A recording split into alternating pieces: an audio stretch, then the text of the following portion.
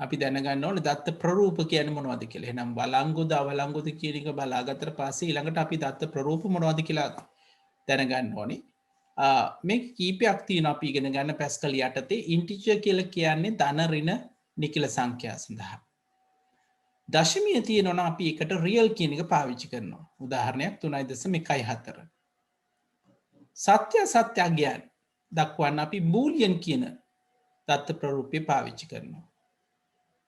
අපි සංකේත අපි කියනකොත් කැරක්ටර්ස් දැන් මේකේ තියෙන මේල් ෆීමේල් කියන එක අපි MNF වලින් දැක්කොත් කැරක්ටර් චා කියලා කියන්නේ කැරක්ටර් එකක් විදිහට අපිට දක්වන්න පුළුවන්. අක්ෂර සංඛ්‍යා සංකේත නම් අපි ඒක ස්ට්‍රින්ග් කියලා කියනවා. හරි? එහෙනම් මතක තියාගන්න ඕනේ මෙන්න මේ යටතේ තමයි අපි පාවිච්චි කරන ඕනෑම විචල්යක් අර්ථ දක්වන්න ඕනේ දත්ත ප්‍රරූපයත් එක්ක. එතකොට අර්ථ දක්වනවා කියලා කියන්නේ අපි කියනවා වා කියන කීවර්ඩ් එකකින් විචල්ලේ නමත් එක්ක ඩේටා ටයිප් එක දෙන්න ඕනේ. උදාහරණ අපි දැක්කා. දැන් උදාහරණයක් විදිහට a අනුවෙන් නිකිලයක් අර්ථ දක්වන්න අපි කිව්වා වා a ඉන්ටිජර්. ළමයෙක්ගේ පළවෙනි නාමය සහ අවසන් නාමය වා first name string last name string. ඕනනම් මේ දෙක එකට එකතු කරලා මේ විදිහට ලියන්න පුළුවන්. නියතයක් ගත්තාම නියතය දක්වන ක්‍රමය තමයි මේ දීලා තියෙන්නේ. එතනදී කීවර්ඩ් එක වෙන්නේ const කියන එක. constant name value එක. උදාහරණයක් pi කියන අගය අපි දන්නවා නියත අගය. the const pi equals 22 divided by 7. නේ 22 බෙදීම 7 කියලා එන const pi කියන එක. right. ක්‍රමලේඛය ලියද්දි විභාගෙදී මම හිතන්නේ නැහැ පොතේ ඔයාලට තාමත් පැස්කල් වලින් ක්‍රමලේඛයක් ලියන්න දෙයි කියලා. හැබැයි ක්‍රමලේඛයක් දීලා ඒක තේරුම් ගන්නවද කියන එක අහන්න පුළුවන්. ඒ නිසා මම මේ වැඩසටහන තේරුම් ගන්න පැත්තේ යනවා ලියන පැත්තෙන් නෙමෙයි. පළවෙනි එක තමයි පුතේ අපි ඕනෑම පැස්කල් එකක් පටන් ගන්නෙ ප්‍රෝග්‍රෑම් කියලා. ප්‍රෝග්‍රෑම් කියලා වැඩසටහනට නමක් දෙනවා. ඊට පස්සේ ඉන්පුට් අවුට්පුට් දෙකම තියෙනවද කියන එක මේක සඳහන් කරනවා. මේක අනිවාර්ය නැහැ මේක නැතුණයි කියලා ප්‍රශ්නකුත් නැහැ. දැන් උදාහරණයක් විදිහට ගත්තොත් සංඛ්‍යා දෙකක් එකතු කරන්න නම් අපි දන්නවනේ ෆස්ට් නම්බර් කියලා ගන්න ඕනේ සෙකන්ඩ් නම්බර් කියලා ගන්න ඕනේ දෙක එකතු කරලා ටෝටල් කියන එක ගන්න ඕනේ. ඒතර මුලින්ම කරන්න ඕනේ මේ මොනවත් කරන්න කලින් ෆස්ට් නම්බර් කියන එක අපි ඉන්ටිජර් මේ අර්ථ දැක්වුවා. සෙකන්ඩ් නම්බර් කියන එක ඉන්ටිජර් අර්ථ දැක්වුවා. ටෝටල් එකත් ඉන්ටිජර්. එහෙනම් විචල්්‍ය ටික අපි අර්ථ දක්වලා ඉන්න ඕනේ මුලින්ම. ඊළඟට අපි දන්නවා මුලින්ම ගන්න ඕනේ ඉන්පුට් ෆස්ට් නම්බර්. ඒතර ඉන්පුට් කියන එක පැස්කල් වල ලියද්දි පේලි දෙකක් අපිට ඕන වෙනවා. පළවෙනි පේලිය ඕන වෙන්නේ ඒක ඩිස්ප්ලේ වෙන්න. මැසේජ් එකක් විදිහට මේක ඩිස්ප්ලේ වෙන්න ඕන වෙනවා. මොනවද යූසර් ටයිප් කරන්න ඕනේ කියන එක දක්වන්න තමයි මේ පළවෙනි පේලිය තියෙන්නේ. දෙවෙනි පේලිය තියෙන්නේ ඒ යූසර් පරිශීලකයා එයා දෙනාගිය තැන්පත් වෙන්න ඕන විචල්්‍යය නම්. එතකොට මුලින්ම පෙන්නනවා enter first number කියලා. අපි අගයක් දුන්නම මේ අගය සේව් කරගන්න first number කියන විචල්්‍යය. ඒතර දෙවෙනි එකේ තියෙන input second number කියන එක අපි pseudo code වලින් කිව්වොත් ඒක ලියලා තියෙන Pascal වලින් අර වගේ පේලි දෙකයි. right learn වලදී message එක පෙන්නනවා. ඒක ඇත්තටම කියවන එක තමයි ඊළඟ පේලිය තියෙන්නේ. දැන් එකතු හොයන්න අපි මේ දෙක එකතු කරනවා. මතක තියාගන්න ඕනේ දැන් මම එකතු හොයනකොට මෙන්න මෙතන තියෙන කෝලන් එකත් එක්ක සමාන ලකුණ මේ එකතු කරනවා කියන අදහස තියෙන්නේ. ටෝටල් එක හොයනවා අන්තිමේ ටෝටල් එක ඩිස්ප්ලේ වෙනවා. හරි. ඔන්න ඔය විදිහට තමයි අපි පැස්කල් ක්‍රමලේඛයක් ලියන්නේ. ඒතර මුලින්ම පටන් ගන්නවා ප්‍රෝග්‍රෑම් කියලා. ඊට පස්සේ විචල්්‍ය අර්ථ දක්වනවා. අපි දැනට කතා කරා ඉන්පුට් ගැනයි ඔව් print එකයි ගැන චුට්ටක් කතා කරා. බිනුරු පුතට තව මොනවද ඕනේ?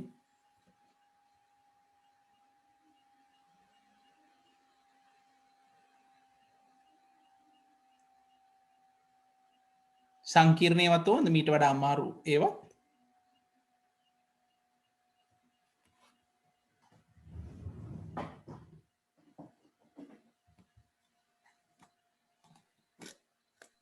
ඕකේ විශේෂ නීති තියෙනව නේද? මේ විභාගෙට එහෙම එනවනේ.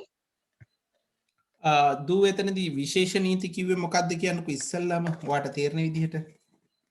ඔය කමාස් දානෙව්වා. right. මෙහෙම පුතේ දැන් ඔයාලගේ මට්ටමේදී මම ඒකයි කිව්වේ. පුතාලගේ මට්ටමේ කෝඩ් එක ලියන්න දෙන්නේ නෑ. ඒක ඩෙෆිනිට්ලි එහෙමයි. නීතියක් විදිහට මම ගත්තොත් මතක් කරොත් හැම පේලියකම අවසානයේ පැස්කල් වලදී මේ සෙමිකෝලන් කියන සංකේතය දෙන්න ඕනේ. දැන් පුතාලට පේනවා ඇති මේ පළවෙනි පේලියේදී කියන්නේ ප්‍රෝග්‍රෑම් එක වැඩසටහනේ නම ඉන්පුට් අවුට්පුට් අන්න සෙමිකෝලන් එක ඉවරුනේ. විචල්්‍ය අර්ථ දක්වාදී මෙන්න පළවෙනි විචල්්‍යය මෙන්න එකේ දත්ත ප්‍රරූපය මෙන්න සෙමිකෝලන් එක. දෙවෙනි එක ඒකේ ඩේටා ටයිප් එක සෙමිකෝලන් එක. එනම් දල වශයෙන් මතක තියාගන්න මේ හැම පේලියක්ම අවසානයේදී සෙමිකෝලන් එකක් එනවා. එහෙම එන්නේ නැත්තේ බිගින් එකේ එන්ඩ් එකේ විතරයි. බිගින් එකේදී එන්නෙත් නෑ එන්ඩ් එකේදී සෙමිකෝලන් එක වෙනුවට ඩොට් එකක් තමයි තියෙන්නේ. ඊළඟට විචල්්‍ය අර්ථ දක්වද්දී විචල්්‍යයේ නාමයත් එක්ක පොතේ දත්ත ප්‍රරූපය දක්වද්දී මේ කෝලන් කියන එක එනවා. දැන් මම මේවා මෙහෙම කිව්ව වුණාට මේ දක්වා තියෙන පේපර්ස් ටික පුතාලා අරගෙන බැලුවොත් පැස්කල් වලින් ප්‍රශ්නයක් අහලා නැහැ. පැස්කල් වල අහලා තියෙනවා. ඒ කියන්නේ මෙන්න මේ වගේ දැන් පුතා කිව්වා වගේ මේ නීති රීති ගැන වෙනම අහලා නැහැ. හැබැයි මෙහෙම කෙටි ප්‍රශ්නයක කියන්න පුළුවන්. පැස්කල් අපි කිව්වොත් එහෙම මොකක්ද ඒකට කියන්නේ අපි ස්ටේට්මන්ට් එකක් කියලා කිව්වොත් එහෙම පැස්කල් ප්‍රකාශනයක් ගත්තාම අවසන් වෙන්න ඕනේ බොහෝ විට අවසන් වෙන්නේ මේ සෙමිකෝලන් තිත සහ කමාව කියන දෙකේ. හොඳ ප්‍රශ්නයක් ටෙස්ට් නියහුවේ.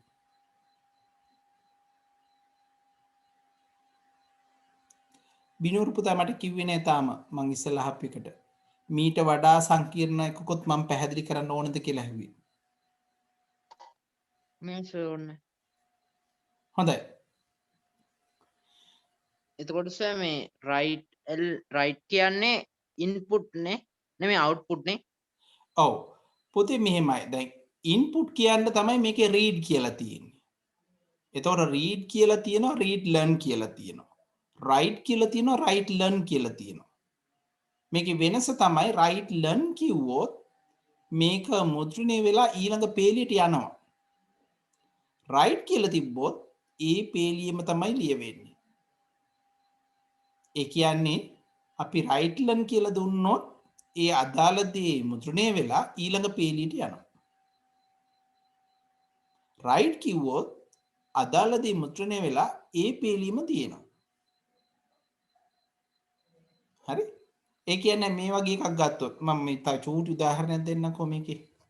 අපි පල්ලෙහාට ගිහිල්ලා අපි මුද්‍රණය කරානේ අර 1 සිට 10 දක්වා බලමු මේ ටික තියෙනවද කියලා ඉස්සෙල්ලාම. රෙපිටිෂන් තියෙනවා. රයිට්. දැන් උදාහරණයක් විතර මෙන්න මේක. මේක මම ඔයාලට කරා.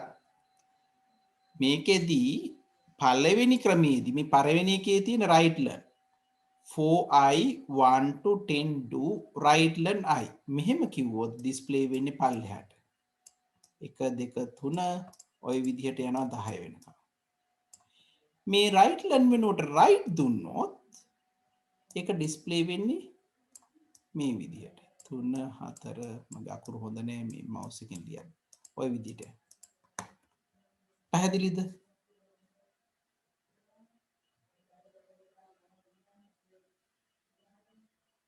ඔව් තව ප්‍රශ්න අහන්න පුතේ දිනුකට නැද්ද ප්‍රශ්න මොනවද ඔක්කොම පැහැදිලිද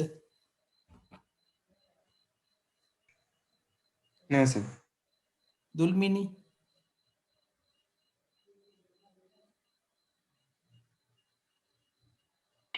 නෑ සර්.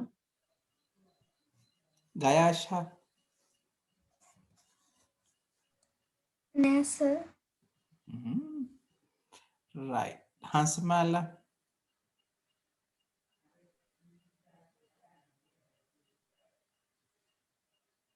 නෑ සර්. නෑ කියන්නේ ඔක්කොම පාඩම් කරලා ඉවරලාද නෑ කියන්නේ එහෙම නැත්නම් තාම පාඩම් කරපු ටිකේ නෑ කියන එකද කිව්වේ ඔව් ක්‍රිෂාන්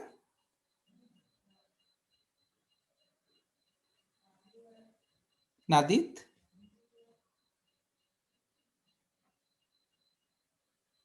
සමාධි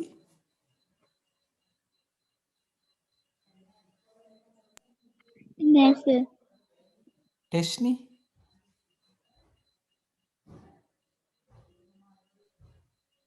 නෑ විමුක්ති නෑ සර්. ඒ කියන්නේ A to Z දන්නවා ඉතින් අනිවාර්යයෙන්ම ලකුණු 95ක් විතරම ගන්නවා C න්. එහෙම නේද? හොඳයි. මම විහිළුවට කිව්වේ. පුතාලා මුකුත් කියන්නේ නැති නිසා මම කවුද මට කිව්වේ PDF එක තියෙනවා කියලා මට ඒක ආවේ නෑ නිසා. ඒක එන්නේ නෑ ගොඩක් කල් දාපු එකක් හින්දා ඩවුන්ලෝඩ් වෙන්නේ ආනේ එහෙමද? හරි කමක් නෑ. මං හිතන්නේ බිනුවර විමුක්තිත් දාලා තියෙනවා. බිනුවරක් දාලා තියෙනවා දෙක කොටසේ. ටක් ගාලා ඒ ප්‍රශ්න පේපර් එක කොහොමද ලේසිද අමාරුද ඒක? මුලින් මේක කියලා ඉන්නකෝ. පුතාලට 11 ශ්‍රේණියේ 3 වෙනි වාර විභාග පේපර් එක. මේක කොයි කාලෙද කරේ? පුතාලා කොයි කාලෙද මේකේ ප්‍රශ්න වලට උත්තර ලිව්වේ?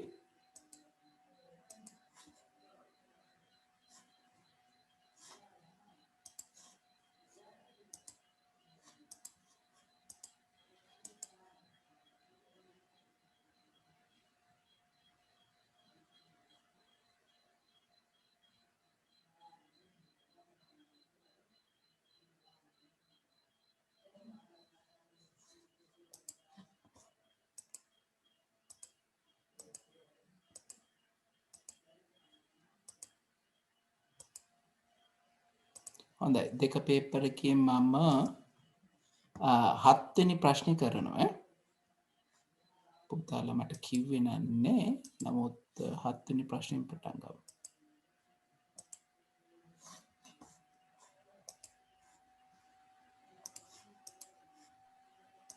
මේ පේපර් එකේ සර් ඔව් කියන්නකෝ. වැරදි තිබ්බ තැන් ගොඩක් තිබ්බා. හරි. මට කියන්නකෝ කොයි තැන්වලද වැරදි තිබුණේ කියලා.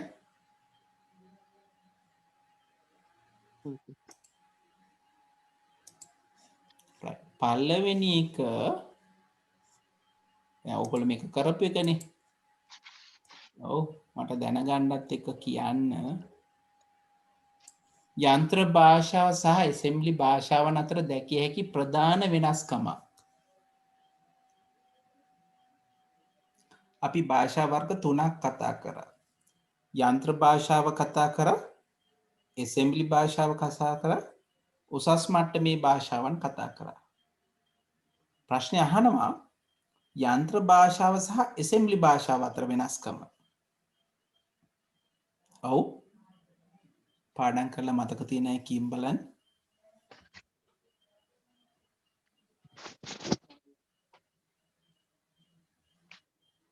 ඔව් පුතේ.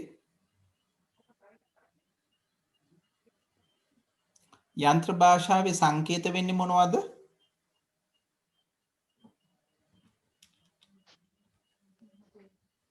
බිංදුව සහ එක නේද?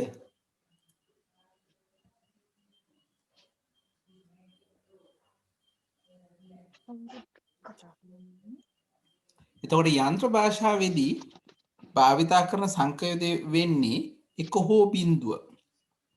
ඇසෙම්බලි භාෂාවේදී සරල ඉංග්‍රීසි යෙදුම්. එහෙනම් කියන්න පුළුවන් යන්ත්‍ර භාෂාවේදී එක සහ බිංදුව සංකේත භාවිතා කරන අතර ඇසෙම්බලි භාෂාවේදී සරල ඉංග්‍රීසි යෙදුම් භාවිතා කෙරේ.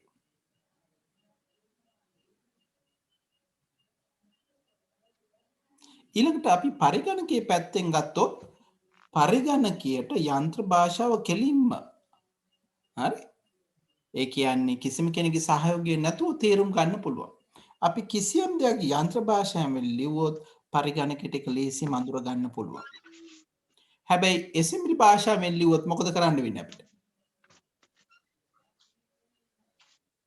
හංස බාලා පරිවිලාත් අපි ඇසෙම්බලි භාෂාවෙන් ලිව්වේ.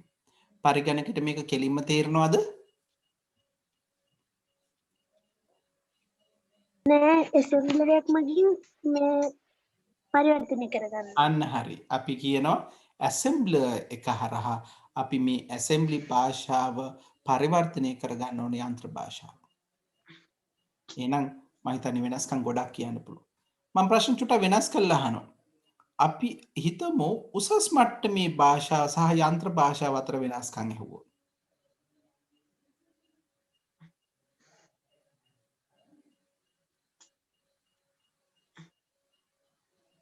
යන්ත්‍ර භාෂාව සහ උසස් මට්ටමේ භාෂා අතර වෙනසක් ලියන්න කිව්වොත්. පුතාලගේ උත්තරේ.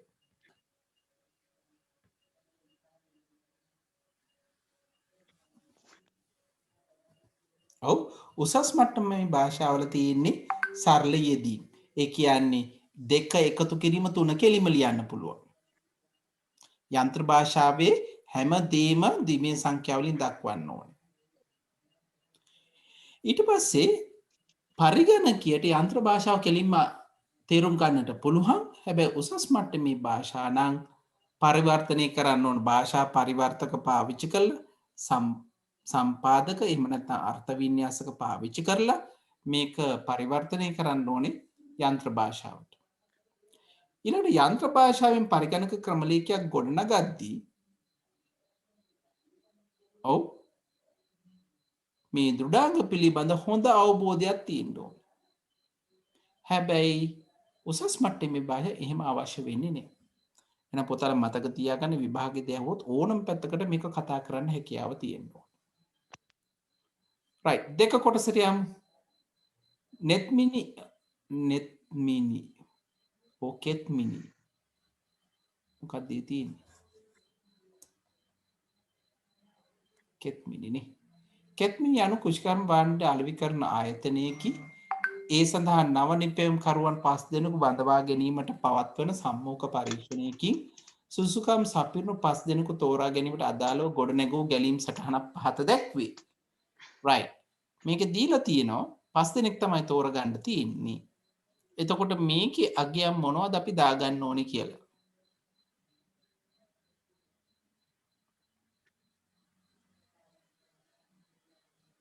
මේකේ මං හිතන්නේ 5 දෙනෙක් නෙමෙයි 15 දෙනෙක් වෙන්න ඕනේ. නේද පොතේ? කවුද කිව්වා මේකේ ප්‍රශ්න ගොඩක් තියෙනවා කියලා? බිනුවර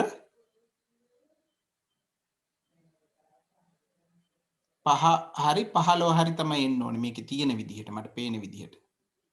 හොඳයි. ඒ කියන එකට මොකක්ද ආවේ? ඔව්. මේ නව සෙපෙම් කරුවන් අපි හිතමු 5 දෙනෙක් කියලා හිතුවොත් එහෙනම් මේ ලූප් එක පුනර්කරණය ක්‍රියාත්මක වෙන්න ඕනේ 5 සැරයක්. එන ඒක මුලින්ම තේරුම් ගන්න අපි මෙතෙන්ට දෙන්න ඕනේ x වල අගය. නේ මෙතෙන්ට දෙන්න ඕනේ x සමානයි 0යි කියලා. මොකද x කියන විචල්්‍ය තමයි තියෙන්නේ.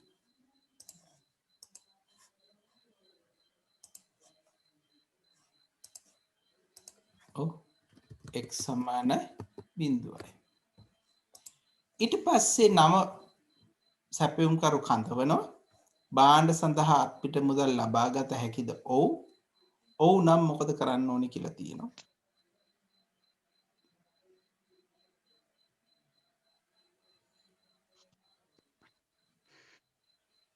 මේකෙන් භාණ්ඩ සඳහා නම් නෙමෙයි මං හිතන්නේ නව සැපයුම් කරු තෝරා ගත්තාද කියන එක අහන්න ඕනේ. භාණ්ඩයක් මේකේ නෑනේ. හරි? එහෙම කිව්වොත් ඔව් නම් තෝරා ගත්තා නම් මෙතන කියන ඔබව තෝරා ගන්නා ලදී. ඔව් නම්. නැහැ නම් ඔබ තෝරා ගත නොහැක. හරි? ඊට පස්සේ D වල දෙන්න ඕනේ x සමානයි x + 1 නේ. x සමානයි x + 1 කියන. ඒකෙන් තමයි එකින් එක වැඩි වෙන්නේ. ඊළඟට අහනවා x හි අගය 15ට වඩා වැඩිද? a n e වලට x වල අගය 15ට වඩා වැඩිද?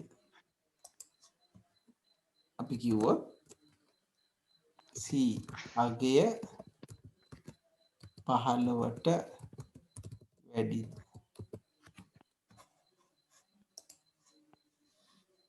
හරි x අගය නේ. x කියන එක දාන්න.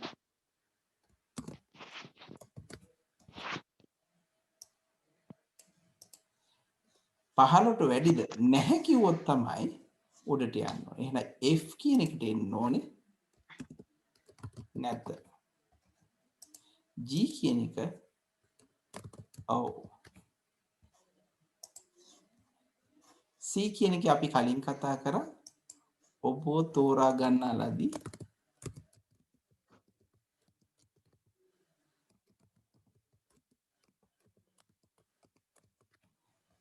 b කෙදි කියනවා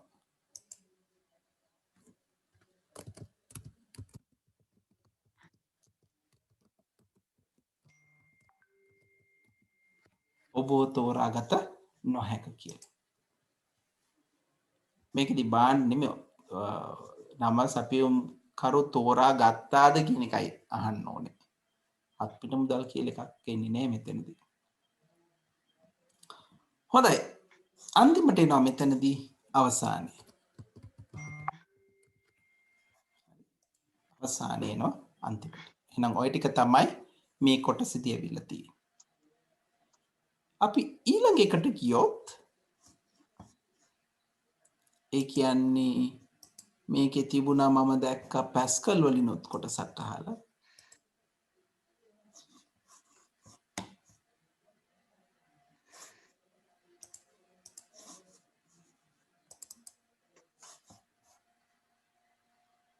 ඒක හොඳ ප්‍රශ්නයක් ඇත්තට.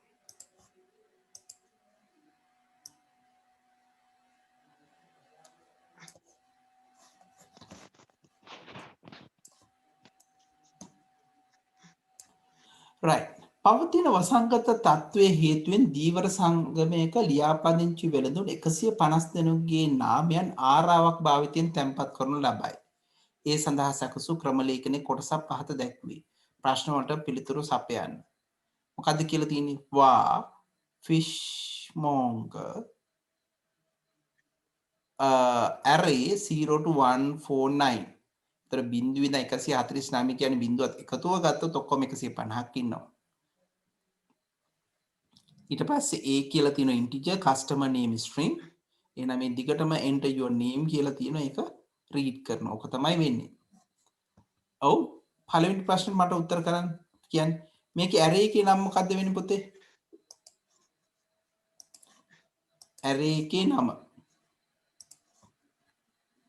ඔව් මොකද්ද විචල්ලි තියෙන්නේ? array එකට දීලා තියෙන නමේ විචල්ලි.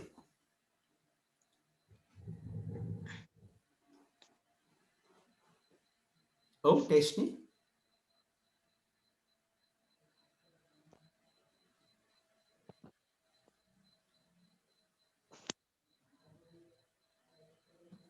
හරි.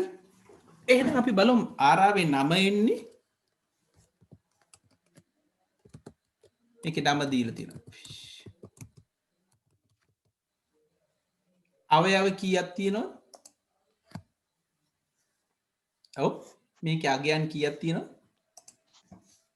150ක් එනවා. විචල්‍යයන් මොනවද? chat එකේ type කරමු බලන්න කට්ටිය ඉක්මනට. විචල්‍යයන් ටික දෙන්න මට ඉක්මනට දෙන්න type කරන්න.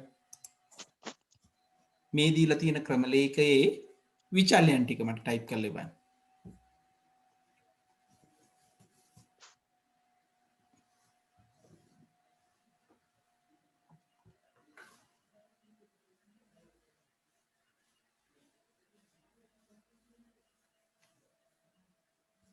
ඔව් මොනවද දෙන්න ඕන?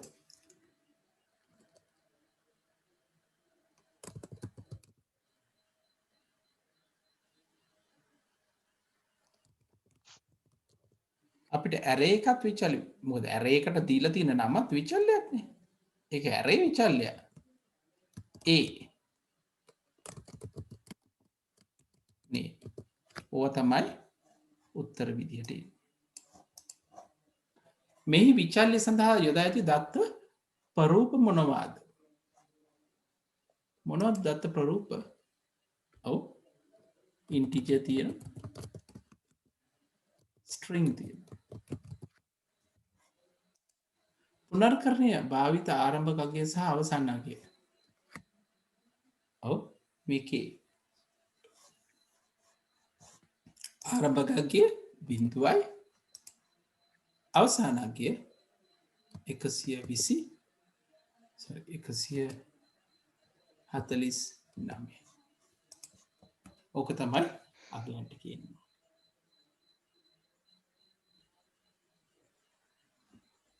right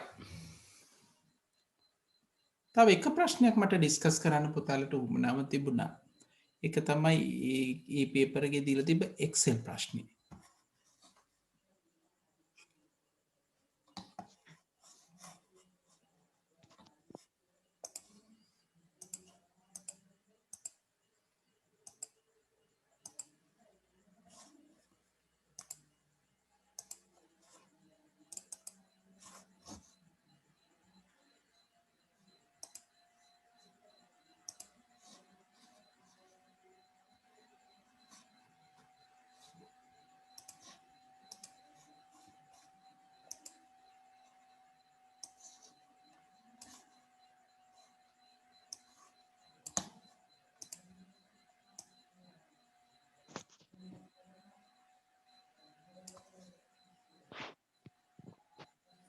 right හතරවෙනි ප්‍රශ්නේ මට මේකේ පළවෙනි එකට පුතේ උත්තරේ දීලි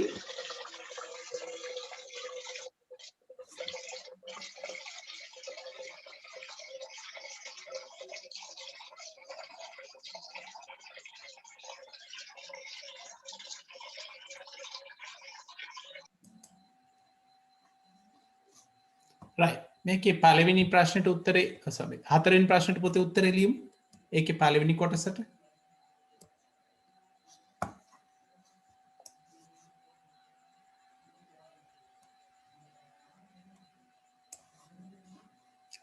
USA වල සක්‍රිය තත්ත්වයේ සිට රෝගීන් සංඛ්‍යාව සෙවීමට අදාළ සූත්‍රය ලියන්න කියලා තියෙනවා. ඔව් සක්‍රිය තත්ත්වය කියලා කියන්නේ මේකේ මුලින්ම තියෙන වාර්තා වුණු රෝගීන් ගන්න නව රෝගීන් ගන්න මුළු මරණ සංඛ්‍යාව සෝ රෝගීන් සක්‍රිය තත්ත්වයේ තියෙන. ඒතර USA වල තියෙන අගේ අහන්නේ මෙන්න මෙතෙන්ට එන්න ඕන අගේ තමයි අහන්නේ. අපිට සමීකරණය දීලා තියෙනවා සක්‍රිය තත්ත්වයේ තියෙන රෝගීන් සංඛ්‍යාව හොයන්නේ මුළු රෝගීන් සංඛ්‍යාවෙන් මුළු මරණ සහ සෝ සංඛ්‍යාව අඩු කරලා. එහෙනම් USA එකේ තියෙන්නේ මුළු රෝගීන් සංඛ්‍යාව. ඔව් මෙන්න මෙතන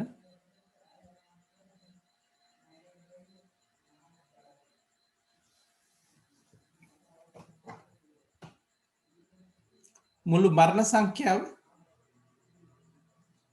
මෙතන තියෙන සූ සංඛ්‍යාව මෙතන තියෙන. එහෙනම් කොහොමද? ඔව් අපි උත්තරේ ලිව්වොත් මේකට එන්නේ සමානයි b 3 අඩු කරනවා right d 3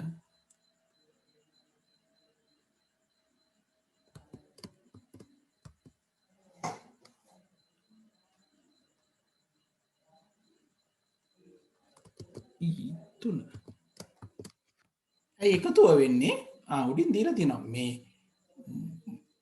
ලෙඩ වුණාට පස්සේ කෙනෙක් මැරෙන්න පුළුවන් කෙනෙක් සෝ වෙන්න පුළුවන්. එහෙනම් මුළු රෝගීන් ගානින් මරණ සංඛ්‍යාව සහ රෝගීන් සංඛ්‍යාව අඩු කරාම උත්තරේ එනවා.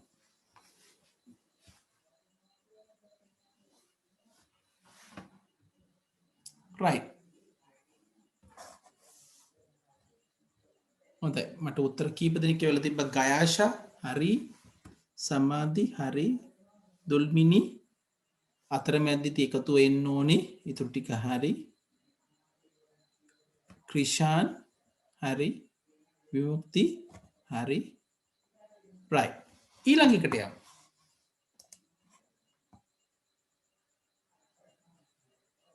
අනික් රටවලද සක්‍රිය තත්ත්වයේ ඉන්න රෝගීන් සංඛ්‍යාව හොයන්න මොකද කරන්න ඕනේ කියලා අහනවා. එහෙනම් මුලින්ම සක්‍රිය තත්ත්වයේ තියෙන අපේ ABCDDEF F3 කියන එක නේද? F3 කෝෂය තෝරන්න. මෙතෙන් එන්නේ F3. ඒක තෝරලා මොකද කරන්න ඕනේ මොන අයිකන් එකද කොපිනේ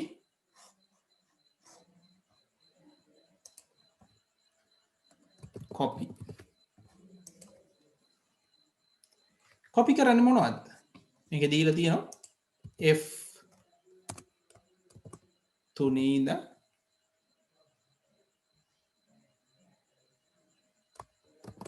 F100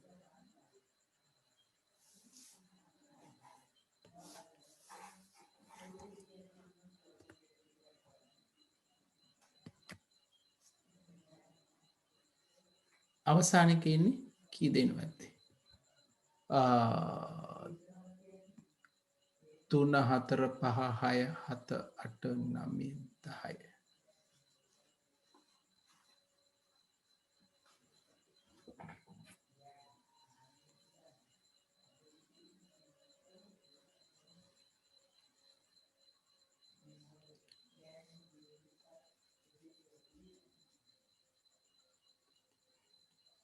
F3 to F10 තුනේ ඉඳන් 10 අවසානට එනවා paste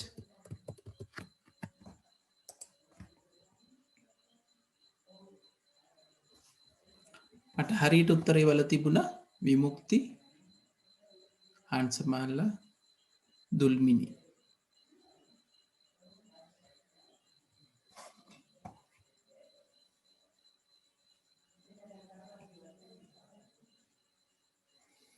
right අපි database එකට යමු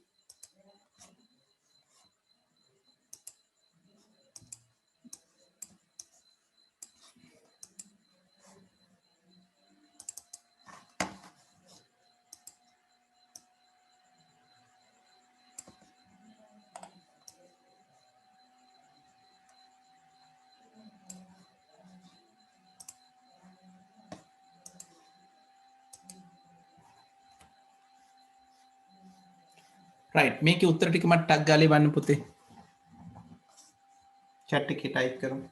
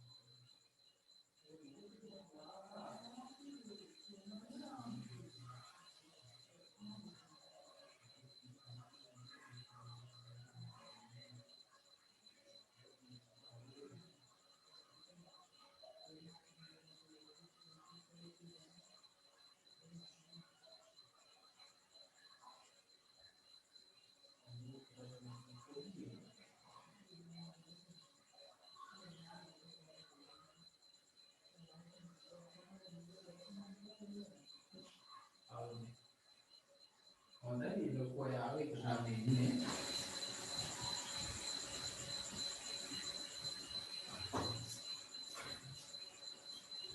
ඒ දායක නෑ ඉවර නෑ.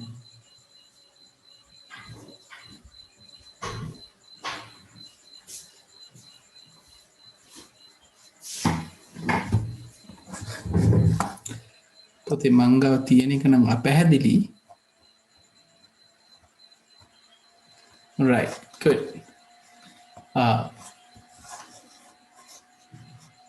මංගව තියෙන එක නම් පැහැදිලි. මං හිතන ප්‍රාථමික යතුරු යන කුමක්ද? බලමු. ඔව් වගුවක ඇති දත්ත අනන්‍යව හඳුනාගත හැකි ක්ෂේත්‍රය එකක් හෝ කිහිපයක්. ක්ෂේත්‍රයක් වෙන්නත් පුළුවන්, ක්ෂේත්‍ර කිහිපයක් වෙන්නත් පුළුවන්. ප්‍රාථමික යතුරු වෙනවා. හරි? හැබැයි ක්ෂේත්‍ර කිහිපයක් තිබුණොත් අපි ඒ යතුර සංයුක්ත යතුරක් කියලත් කියනවා. මම හිතන්නේ මතක ඇති.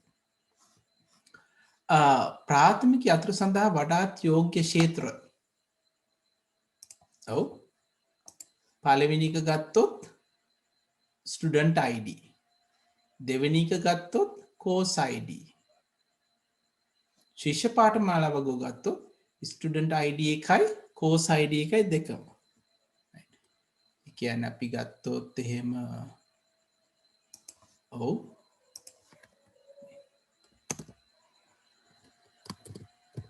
ශිෂ්‍ය වගුව ගත්තොත්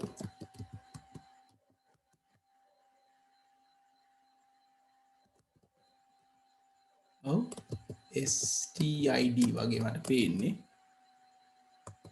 ඊට පස්සේ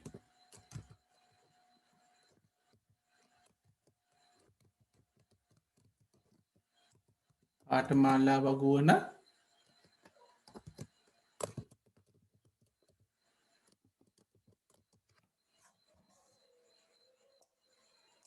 course ID එක. එතනින් ගිහිල්ලා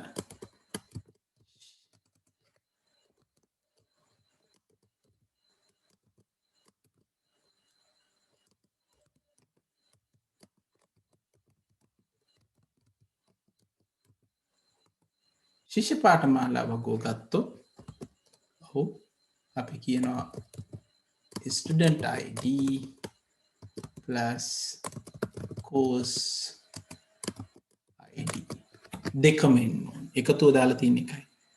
දිනුක මට ඒ උත්තරේ වල තියෙන සමාධි ප්‍රාථමික යතුරු ගැන ලියලා තියෙන බොහොම හොඳයි පුතේ try කරන එක වැරදුනට කමක් නැහැ කියලා මම හැමදාම කියනවා.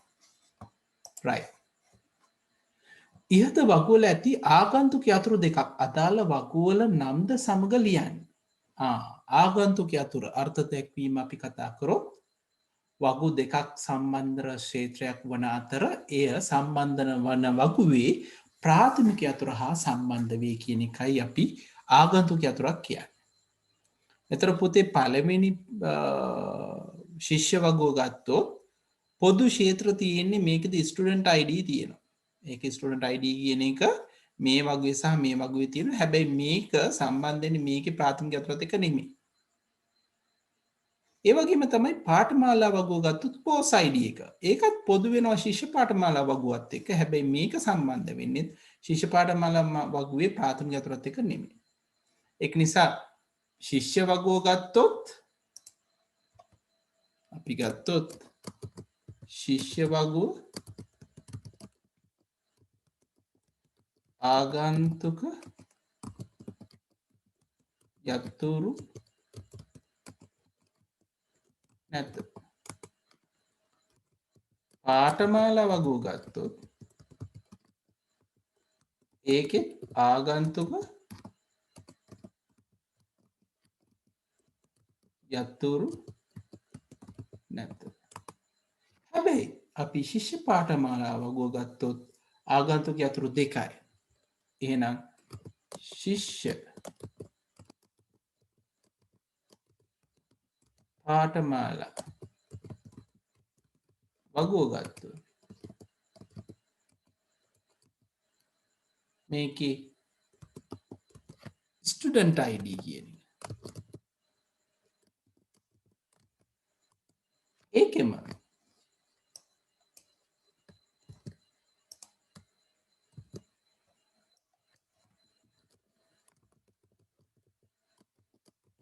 course ID කියන එක. මේ දෙකම ආගන්තුක යතුරු වෙනවා. ඇයි ඒ ස්ටුඩන්ට් ID කියන එක ගත්තොත් ඒක සම්බන්ධ වෙන්නේ ශිෂ්‍ය වගුවත් එක්ක. ඒක සම්බන්ධ වෙන්නේ ශිෂ්‍ය වගුවේ ප්‍රාථමික යතුරත් එක්ක. ඒක නිසා ශිෂ්‍ය පාඨමාලා වගුවේ ස්ටුඩන්ට් ID කියන එක ආගන්තුක යතුරක්. ඒ වගේම තමයි course ID කියන එක. ඒතර ශිෂ්‍ය පාඨමාලා වගුවේ course ID කියන එකත් ඔව් ආගන්තුක යතුරක් විදිහට අපිට සලකන්න පුළුවන්. වඩාම සුසු දත්ත ප්‍රරූප අහලා තියෙනවා. බලමු කී දෙනෙක් ලිව්වද කියලා. ඔව් දත්ත ප්‍රරූප මොනවද වඩා සුදුසු කියලා අහනවා. ඔව් ස්ටුඩන්ට් ID කියන එකට. ඔව් ටෙක්ස්ට් එකක්. ෆීස් කියන එක දෙක date of birth කියන එක. date and time එකක්. ෆීස් කියන එක currency grades.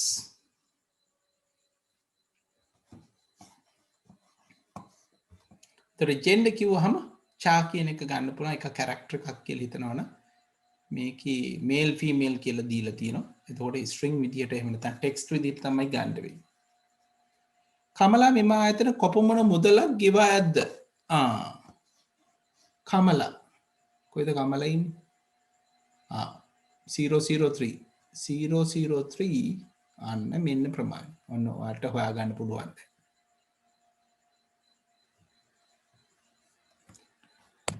right. Lakmal ICT පාඨමාල හැදීම සඳහා වන දින ආයතන අලුතෙන් ලියාපදිංචි ශිෂ්‍යයෙකි. මෙම තොරතුරු ඇතුළත් කිරීමේදී කුමන වගු යාවත් කාලන විය යුතුය? එතකොට එකක් තමයි ලක්මාල්. අලුත් එකයි ශිෂ්‍ය වගුවට ඇඩ් වෙන්න ඕන.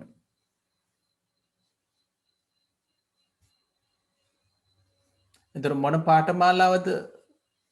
ICT පාඨමාලාව. එහෙනම් ශිෂ්‍ය පාඨමාලා වගුවේ මේ දෙකත් තියෙන්න ඕන කොයි දිනේටද කියන්නේ. එහෙනම් පළවෙනි වගුව තමයි ශිෂ්‍ය වගුව, දෙවෙනි වගුව තමයි ශිෂ්‍ය පාඨමාලා වගුව කියන්නේ.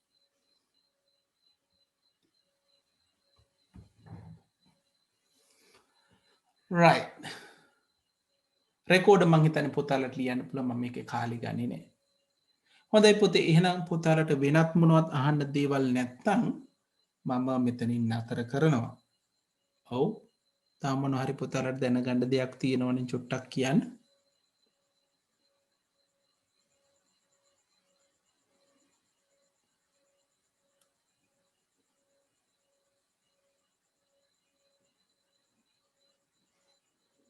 ක්‍රිෂාන්ට මොනවද දැනගන්න ඕනේ පුතේ?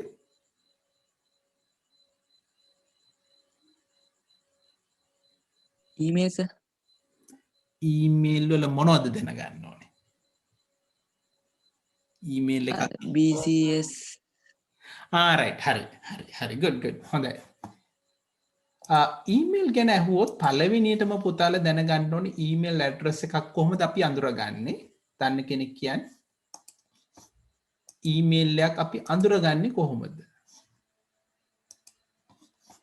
ඔව්. කවුරුත් කියන්නේ විද්‍යුත් ලිපිනයක් හඳුනාගන්නේ කොහොමද?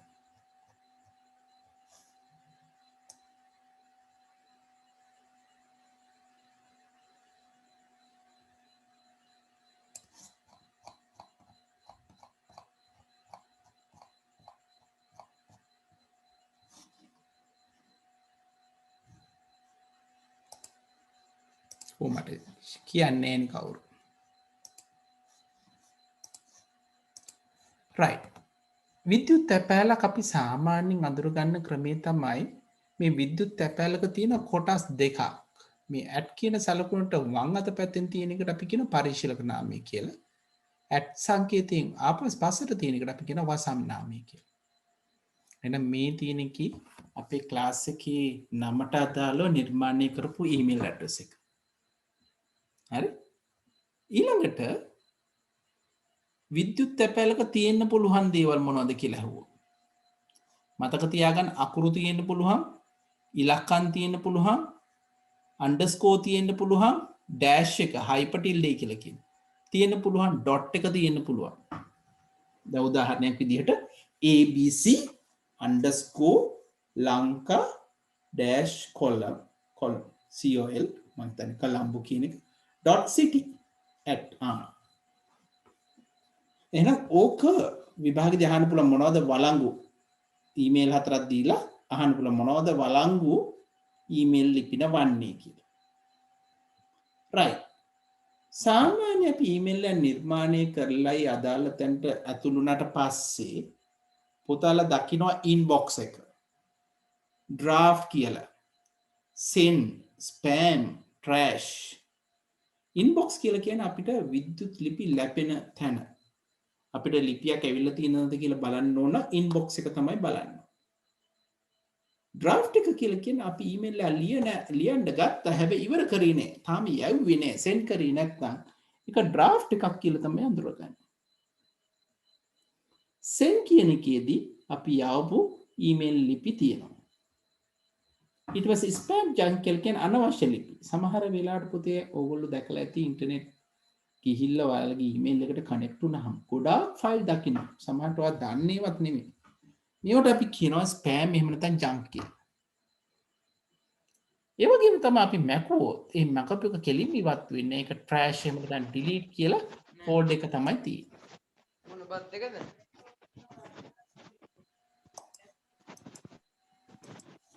ගොඩ දාන්නේ.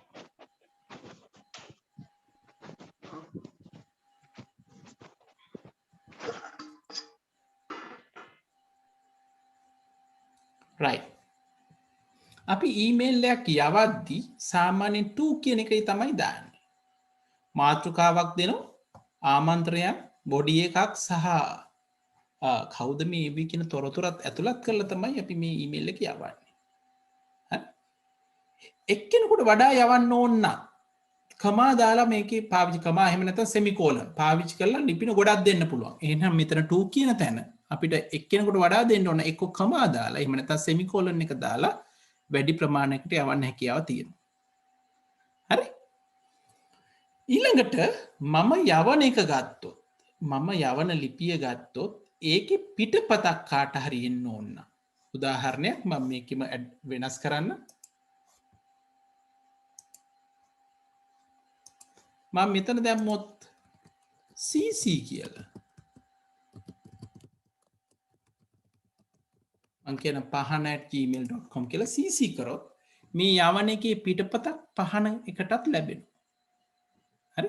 එහෙනම් පහන දන්නවා මේක යවලා තියෙන සමන්ට තමුන්ට කොපියක් එවුවා කියලා.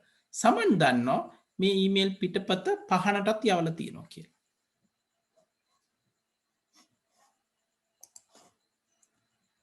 right. ඊළඟට BCC. දැන් CC කියන්නේ කාබන් කොපි නම් BCC කියන්නේ බ්ලයින්ඩ් කාබන් කොපි. එතන බ්ලයින්ඩ් කියලා කියන්නේ අනික් අය දන්නේ නැහැ. මේක යවපු එක්කෙනා සහ ලැබුණු කෙනා විතරමයි දන්නේ. මම අය පාරක් කියනවා.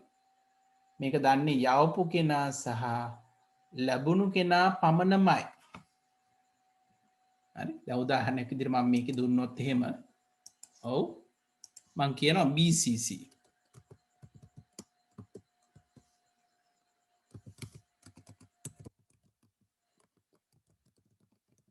මං කියනවා nimal@gmail.com. දැන් මෙතන පුද්ගලයෝ 3 දෙනෙක් ඉන්නවනේ. කවුද 3 දෙනා? හරි? මම යවන කෙනා අපි හිතමු ලක්මාල්නේ මේකේ තියෙන විදිහට. ලක්මාල් මේ ඊමේල් එක යවනවා සමන්ටයි පහනටයි නිවල්ටයි. එතොට ලක්මාල් දන්නවා මේ ඊමේල් එක යවන්නේ සමන්ට එක පිටපතක් යවනවා පහන්ට. එතොට මේ සමන්ටයි පහන්ටයි දෙකන්නටම නොදැනෙන්ට නිමල්ට එක පිටපතක් විදිහට යව. හිතල බල. එතුර කීප දෙනෙක් හිටියොත් අපි හිතු මෙහෙම 2 කියල කීප දෙනෙක් හිටිය. අපි හිතු ඒක මාබී මම හිතන මේ ඊමේල්ලට CC C,D BCC E,F හරි යවන එක්කෙනගේ ඔව් යවන්න අපි හිතමු ඉසෙත් තමයි මේ වැඩි යවයි. හරි මේ ඊමේල් එක යව්වොත් ඒබීට පේන්නේ මොනවද කියලා කවුරු හරි මට කියන්න. ඒබීට 2 කියන එකේ තියෙන අයට මොනවද පේන්නේ?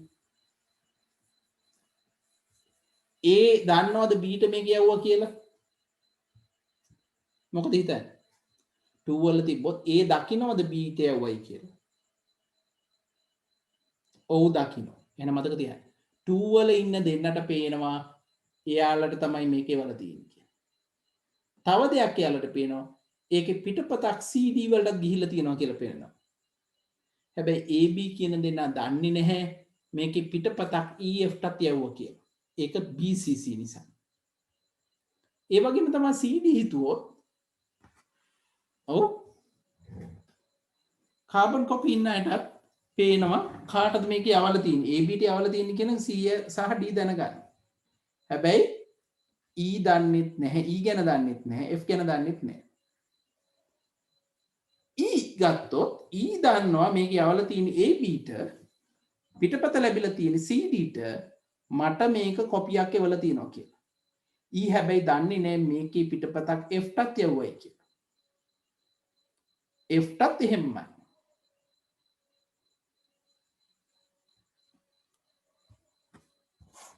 එහෙනම් බ්ලයින්ඩ් කාබන් කොපි කියලා කියන්නේ කෙනෙකුට නොදැනෙන අයුරින් යවනවා කියන එකයි.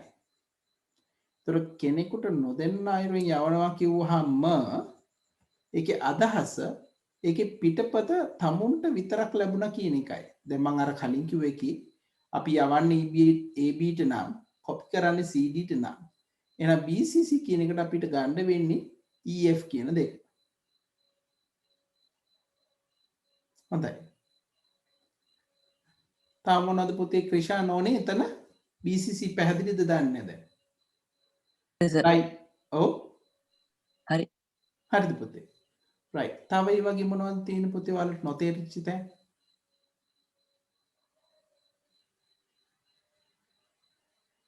හොඳයි පුතේ එහෙමනම් මම හිතනවා අපි මේ කොච්චර කතා කරත් ඕක ඉවරයක් වෙන්නේ නේ. පුතාලා මේ දක්වා බලපු ටික හොඳට බලලා යන්න. දැන් ආයේ පේපර්ස් ගැන worry වෙන්න එපා මේක කරන්න බැරුණා මේක කරේ නැහැ කියන එක. පුතාලට අවශ්‍ය නම් මම Google Classroom එකේ දාලා තියෙනවා අවසාන කෙටි ප්‍රශ්න පේපර්ස් 3 ඉලෙක්ට්‍රොනිකලි දීලා තියෙනවා. පුතාලා ඕන විදිහකට ඒක ඕන වෙලාවක එකට ලොග් වෙලා පේපර් එක කරලා මාක්ස් බලන්න. වැරදිලා තියෙන්නේ මොනවද කියන එක බලන්න උත්සාහ කරන්න තනියම. සර් MCQ එකේ 20 වෙනි ප්‍රශ්නේ චුට්ටක් කියලා දෙන්නකෝ. හරි පුතේ ඒක 20 වෙනි ප්‍රශ්නේ මට චුට්ටක් කියවන්නකෝ පුතේ වට පුළුවන්ද කියවන්න? ඉන්නේ එහෙනම් මම මේකෙන් ගන්න. මම ඩවුන්ලෝඩ් කරලා ඕපන් කරනවා. 20 වෙනි ප්‍රශ්නේ. right. බොහොම හොඳයි ඈ. එහෙම ප්‍රශ්න අහන එක මොකද එතකොට අනික් අය වෙනුවෙන් තමයි ඔය ප්‍රශ්න අහන්නේ.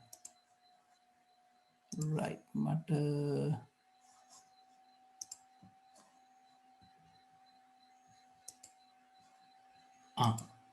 ගයාශයවල තියෙනවා. ගයාශ සද්ද නැතුව හිටියා කිව්වෙත් නෑ මට. මම මේ බොහොම මාරුවෙන් ඔට්ටු වී ලියනවා.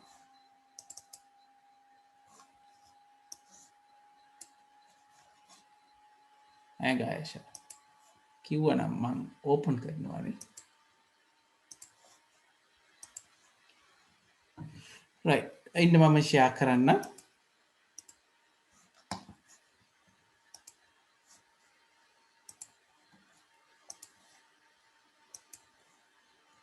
පුතාලට පේනව නේද? right 20 වෙනි ප්‍රශ්නයට යමු.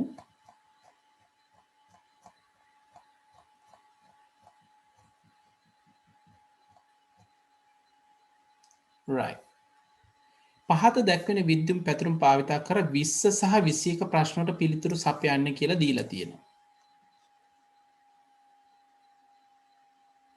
එතකොට CLQ කියන්නේ මෙතන 5931 CLQ 5931 කියන්නේ මෙතන. හරි 5931 කියන්නේ මෙතන. right මේකේ මොකද කියලා තියෙන්නේ? කෝෂී සෙල්හි සූත්‍රය සටහන් කර ඇත. මොකක්ද සටහන් කළා තියෙන්නේ? 5931 CLO මේක 5931 CLP මෙන්න මේ දෙක ගුණ වෙලා. අන්න හරි. මේක කියන්නේ මේකයි ගුණ වෙලා එක 35 කියලා අපිට ලැබිලා තියෙනවා කියලා. එතකොට සමීකරණ ලියලා තියෙන මේක පිටපත් කරොත් කොතෙන්ද කියන්නේ? CLQ මෙන්න මෙතෙන්ට. ඔව්. මෙතනදී මතක තියාගන්න මේ 5931 CLO කියන එක මම තරුවක් දාන්න වෙනස් වෙන්නේ නැහැ කියලා දාලා තියෙනවා. පේනද ඔයාලට?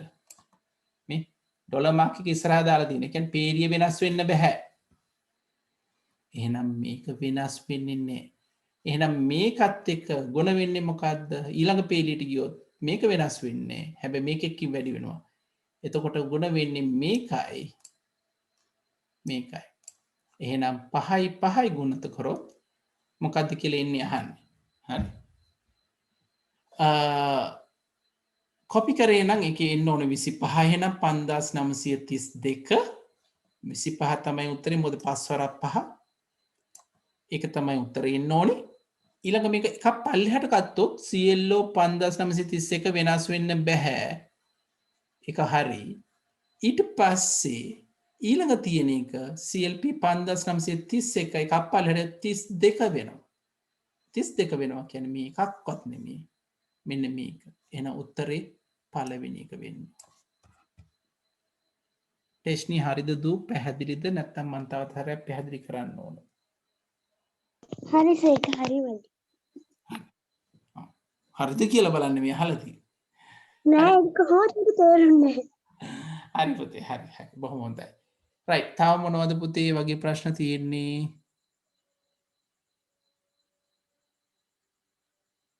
හරි. එහෙනම් පුතේ මට හිතෙනවා දැන් අපි ජිම් කරන්නද? මොකද පුතේ? ජිම් කරන්න. right ජිම් කරමු.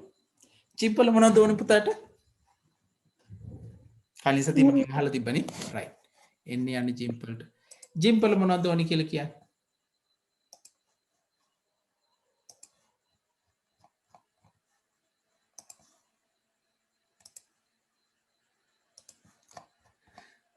හොඳයි. බහුමාධ්‍ය මාධ්‍යයේ යටතේ තමයි අපි ජිම් ගැන කතා කරේ. අපි ග්‍රාෆික වර්ග දෙකක් කතා කරා. අංකිත ග්‍රාෆික සහ රාෂ්ට්‍ර ග්‍රාෆික කියලා. අංකිත කියලා කිව්වේ මේ පික්සල් වලින් නිර්මාණය වෙලා තියෙනවා කියන එකයි. ග්‍රාෆික වලින් වෙලා තියෙනවා කියලා කියන්නේ ජ්‍යාමිතික හැඩතල වලින්. ඒතර මේවට අපි කියනවා රාෂ්ට්‍ර ග්‍රාෆික කියලා. මේවට අපි කියනවා වෙක්ටර් ග්‍රාෆික කියලා. අංකිත ග්‍රාෆික ගත්තට පස්සේ ඒකේ තියෙන පික්සල ප්‍රමාණය අපි මයින ඒකකයක් තියෙනවා. Pixel per inch. ඒ කියන්නේ අඟලකට තියෙන පික්සල ප්‍රමාණය කියලා තමයි කියන්නේ. මම පුතාලට කියලා තියෙනවා අන්තර්ජාලයේදී නම් මේ පික්සල ප්‍රමාණය අඩු වගයක් ගන්න උදාහරණ 72ක් 96ක් ඡායාරූපයක් මුද්‍රණය කිරීම සඳහා වගේ නම් අපි පාවිච්චි කරනවා 300ක්. හරි. ඒතර උදාහරණයක් විදිහට අපිට දුන්නොත් 72ක් ppi ඡායාරූපක වර්ග අඟලක ඇති පික්සල ප්‍රමාණය කියලා. එහෙනම් අඟලට 72යි එක පැත්තකට අනිත් පැත්තටත් 72යි. 72 වැඩි කිරීම 72 5184ක් එනවා. හරි. එහෙනම් මතක තියාගන්න ඕනි සාමාන්‍ය විභේදනයේ වැඩි වෙනකොට ඡායාරූපයේ ගුණාත්මක භාවය ඉහළ වෙනවා. මේ විභේදනය කියන එක විවිධ ආකාරයකට පොතේ අපි කතා කරනවා ඡායාරූපයක කැමරාවක මොනිටර් එක සහ මුද්‍රණය එක මෙන්න මේ විදිහේ එක අපි පාවිච්චි කරනවා. ඊට පස්සේ අපි ගත්තොත් වර්ණ ඝනත්වය අපි දන්නවා එක බිටුවකින් අගයන් දෙකක් දක්වන්න පුළුවන්. එහෙනම් වර්ණ දැක්වීම සඳහා එක බිටුවක් පාවිච්චි කරොත් අපිට වර්ණ දෙකක් පුළුවන්. බිටු දෙකක් පාවිච්චි කරොත් වර්ණ හතරක් පුළුවන්.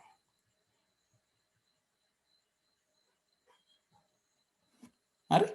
එහෙනම් මේ තියෙන බිටු ප්‍රමාණය number of bits per pixel කියන එක හරහා අපිට වර්ණ ගණනාවක් දක්වීමේ හැකියාව තියෙනවා. ඊළඟට අපි කතා කරා පුතේ වර්ණ ආදේශක වර්ග දෙකක් RGB රතු කොළ නිල් වල එකතුවෙන් විවිධ වර්ණ නිර්මාණය වීම. ඊළඟට සයන් ලා නිල් පාට මැජෙන්ටා මෙරුන් කලර් yellow සහ black කළු කියන එක මැදට එනවා. මෙන්න මේ විදිහට අපි තෝරගන්න.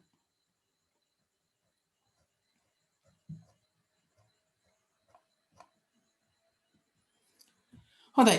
ඊළඟට අපි කතා කරා graphic file format. මේ එක වර්ගයේ files අපි පාවිච්චි කරනවා එදිනදා වැඩ කටයුතු වලට.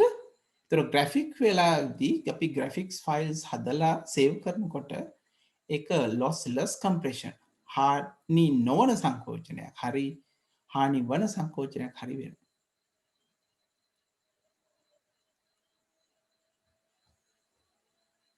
හොඳයි. එතකොට GIMP වලදී අපි කතා කරොත් GIMP කියන මතක තියාගන්න ඕන පුතේ මේ එක tools වර්ග. මම කෙලින් මෙතෙන්ට ගියොත් මෙන්න මේ tools කීපේ මතක තියාගන්න ඕනේ. මුලින්ම තියෙන තේරීම් කරන tool set එක. පුතාලට පේන rectangle shape එක, ellipse ආකාර shape එකක්, තමුන්ට කැමති ආකාරයේ හැඩතලයක් සහ fuzzy කිසියම් වර්ණයක්. මෙන්න මේ හතරෙන් අපිට කතා බහ කරන්න පුළුවන් තේරීම සඳහා පාවිච්චි කරන GIMP icons හතරක්.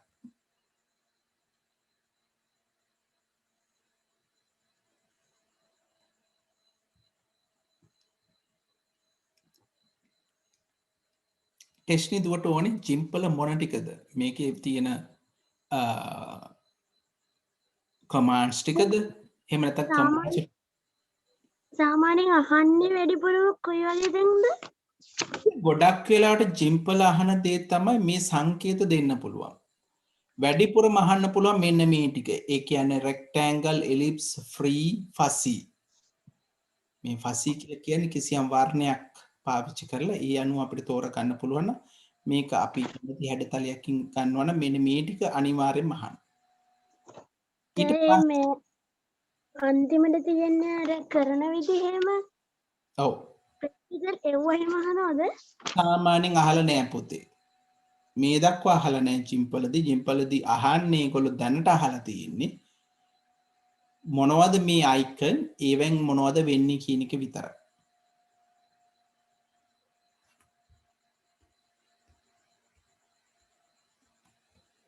හරි මම අර ටූල් ටික කිව්වොත් මම මාක් කරන්නම් පුතාලා මාක් කරගන්නවද ඒක? රයිට්.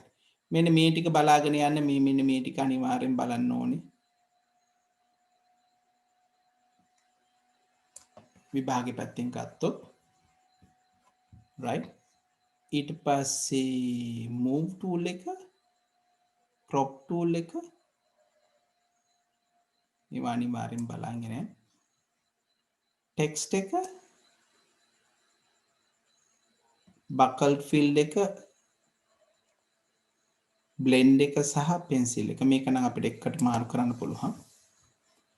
undo redo නම් තියෙනවනේ අනිවාර්යෙන් නේද? new layer තියෙනවා. go to layers මෙන්න මේ ටිකෙන් තමයි එන්නේ.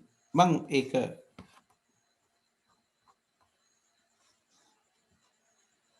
එතකොට මෙන්න මේ ටික අනිවාර්යෙන්ම බලාගෙන යන්න පුතේ වැදගත්. ඉරේසර් එක ඔයගොල්ලෝ දන්නවා පේන්ට් බ්‍රෂ් එක තියෙනවා. ඒ ටික බලාගෙන යන්න මොනවද වැදගත්ම ටූල්ස් තියෙන්නේ GIMP වල කියලා.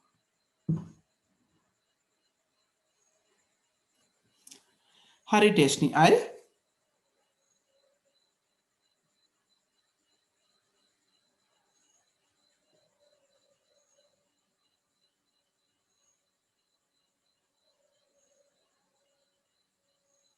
සර් මේ රිපීට් මේ ඇල්ගොරිතම් වල මේ රිපීට් until ඒ දෙක චුට්ටක් පැහැදිලි කරන්න.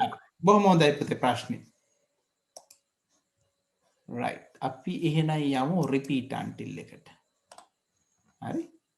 දැන් අපි දන්නවා දැනට පුතාලා සූඩෝ කෝඩ් වලින් ගියොත් එහෙම නැත්නම් පැස්කල් කෝඩ් වලින් ගියොත් ලූප් වර්ග 3ක් තියෙනවා. මට කවුරු හරි කියන්න මොනවද 3?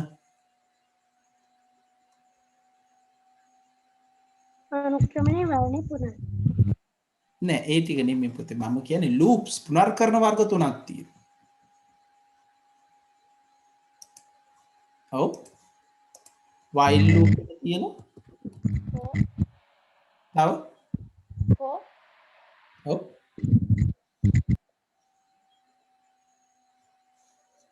while loop එක තියෙනවා. තව මොනවද තියෙන්නේ?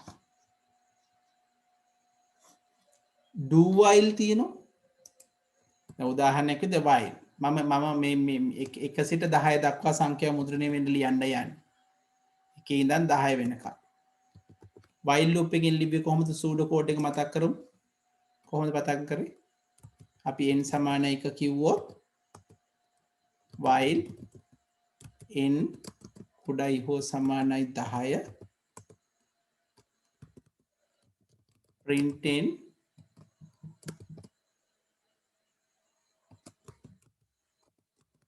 n equals n plus 1.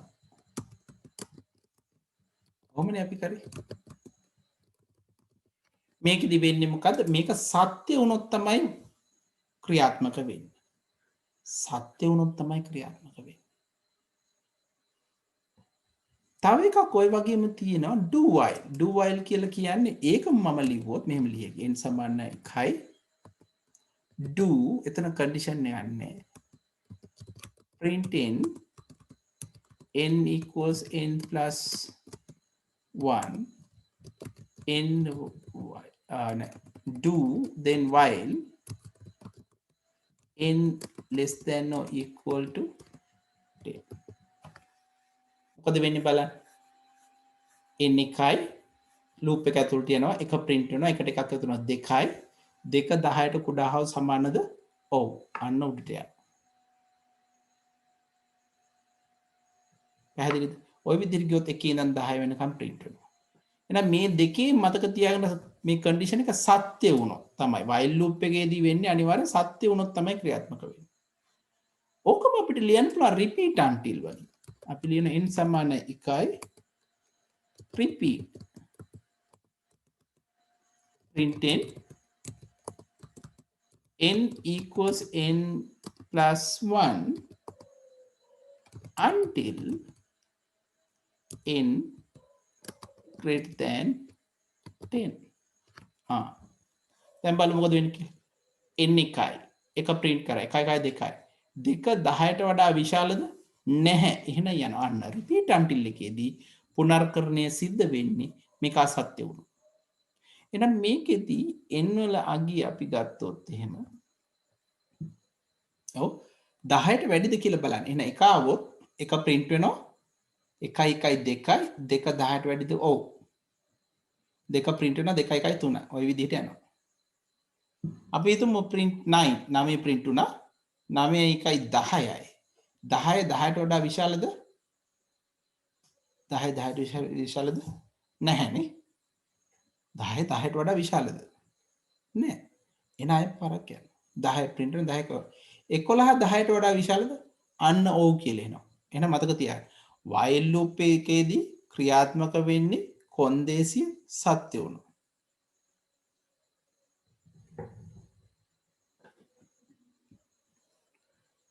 හරි ටෙස්ට් නි. තාම මොනවද? HTML පොඩ්ඩක් මතක් කරන්නකෝ. හරි. HTML වලට යමු. HTML නම් ඉතින් ලේසිම දේ පෙන්නලා කරන එකම තමයි. මම ඒක නිසා කෝඩ් එකක්ම ගන්නවා. අපි ගමු. පුතාට ඕනේ කෝඩ්ස් ටික නේද?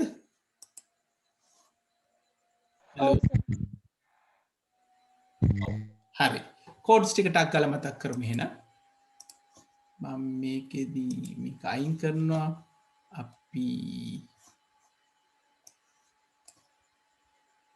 right මම notepad එකට මට කියන්න HTML ඩොකියුමන්ට් එක පටන් ගන්න මොනවා කියලාද HTML කියලා නේද ඒක ඉවර කරන්නේ මොනවා කියලාද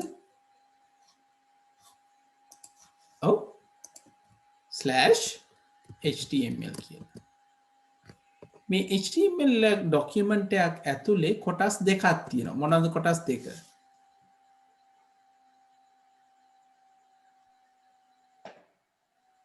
ටයිටල් එකයි බොඩි එකයි හෙඩර් හෙඩ් එක ඔව් හෙඩ් කියලා තියෙනවා පුතේ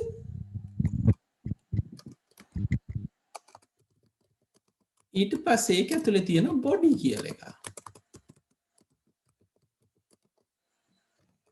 /body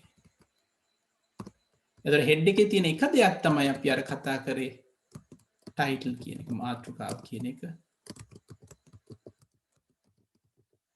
/title මේක දැන් සේව් කරමු අපි ඩෙස්ක්ටොප් එකටම දාන්න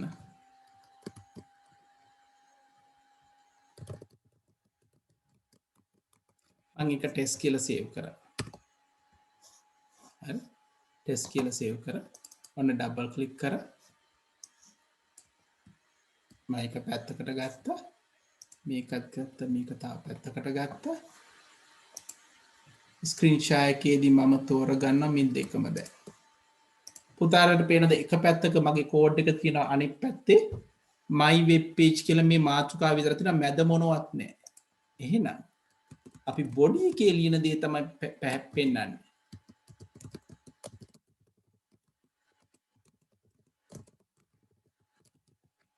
දැන් මම සේව් කරොත් රිෆ්‍රෙෂ් කරොත් අන්න පහන ස්කූල් of computing කියලා පෙන්නනවා පැහැදිලිද right දැන් මතක් කරමු h1 කියන්නේ මොකද්ද පුතේ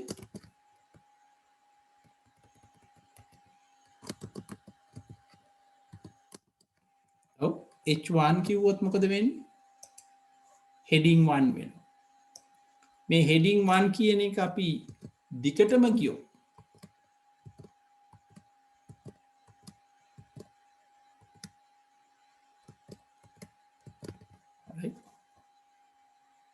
මම මෙයා 2 කියන්න මෙයා 3 කියන්න මෙයා 4 කියන්න මෙයා 5 මෙයා 6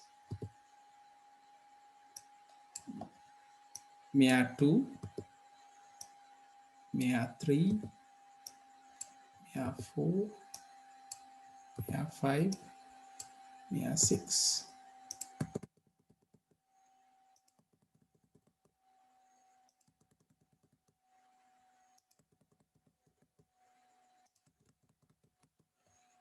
සේව් කරොත් පුතාලට පේනවා ඇති h1 කිව්වොත් ලොකුයි h2 ඊට වඩා කුඩායි 3 කුඩායි 4 කුඩායි 5 හොඳටම කුඩායි 6 තමයි කුඩා headers ඊළඟට මම කතා කරා paragraphs p /p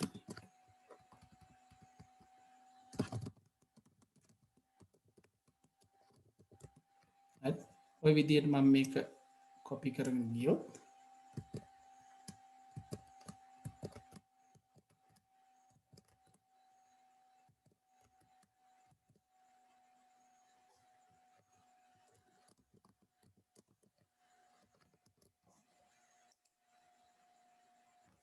පුතාලට පේනවා ඇති යන පැරග්‍රාෆ් එකක් තියෙනවා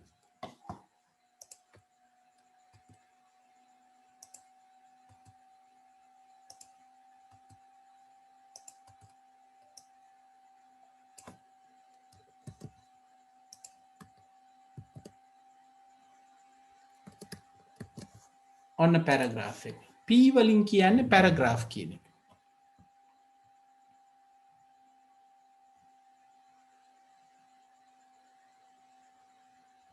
ඊළඟට අපි මේකට අපිට මොනවා හරි දෙයක් බෝල් කරන්න ඕන දාන්නේ p ඉවර කරනවා /b සේව් කරොත් පුතාලට පේනවා ඇති මෙන්න මෙතන මේ බෝල්ඩ් වෙලා තියෙනවා ඉටලික්ස් කරන්න ඕන්න කවුරරි මට කියන්න මොකක්ද කමාන්ඩ් එක ඉටලික්ස් කරන්න පොතේ අයි කියලෙන්න එනම් මම අයි වලින් පටන් ඇර ස්ලෑෂ් අයි කිව්වෝත් මෙන්න ඉටලික්ස් යනවා අන්ඩලයින් කරන්න ඕන මොකද මං කරන්න ඕන U වලින්නේ ස්ලෑෂ් U අන්ඩලයින් පැහැදිලිද පුතේ වර්ණ ගන්නවන මේක විභාගෙදී අහලා නන්නේ අපිට කියනවා font color equal red slash font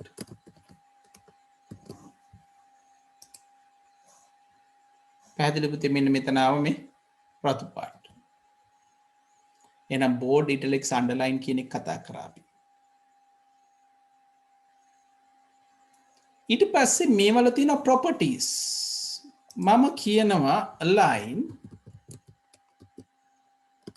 center මැදට කියලා බලන්න වෙනස් වෙන විදිය ඔන්න මැදට ආව මේ මැදට මං හිතන්නේ මට මේක ලේසියම කර හැකි මං h2 වලට දාන්න මං කියන align center කිව්වහම උතරට පෙනේ මේ ඒක හරි මැදට ආවා ඊළඟ එක දාමු align right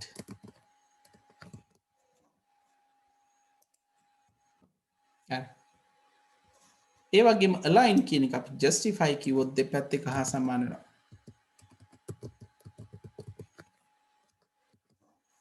බලන්න justify කිව්වහම මේ දෙපැත්ත ලස්සනට අපිට හදලා දෙන්න එහෙනම් මූලික කමාන්ඩ්ස් ටික තමයි ඕවා ඊට පස්සේ ලයිස්තු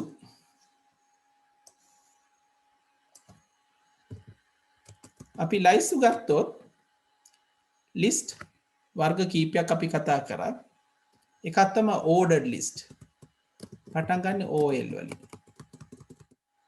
ඉවර වෙනවා OL වලින් /OL මේ හැම එකක්ම යටතේ list item එකක් තියෙනවා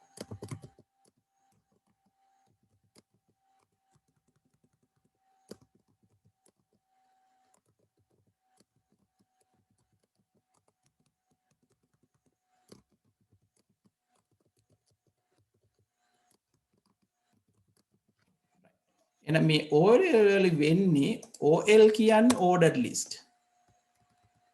ඒක ඉවර කරන්නේ /OL හැම එකක් ඇතුළටම තියෙන list item li කියලා මම මේක දැන් සේව් කරොත් රිෆ්‍රෙෂ් කරොත් පුතාලට පේන මේ 1 2 3 කියලා එනවා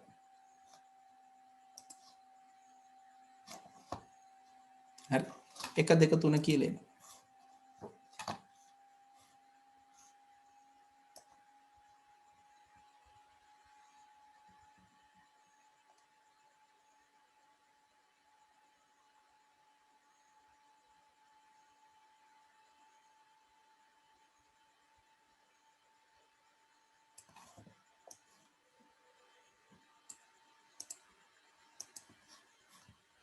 ඒක වෙනස් කරන්න ඕන අපි හිතමු මේකෙදී අපිට වෙනස් කරන්න ඕන ඔව් අපිට type කියන එක පාවිච්චි කරන්න පුළුවන් OL type මම දෙනවා capital A දැන් මේක දුන්නාම පුතාලට පෙනේ ABC කියලා වෙනස් වෙනවා එහෙනම් මුකුත් නැතුව තිබ්බහම එන විදිය මේ විදිය වෙනස් simple A දීලා බලන්න simple ABC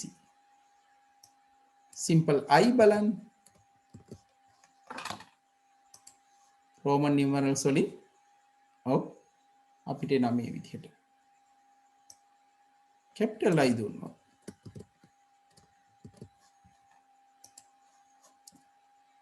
උතරට දකින්න පුළුවන් කොහොමද ඉන්නේ කියලා ordered list ඔය වගේම තමයි unordered list මේ type එක අයින් කරනවා දැන් මේකෙත් බැලුවොත්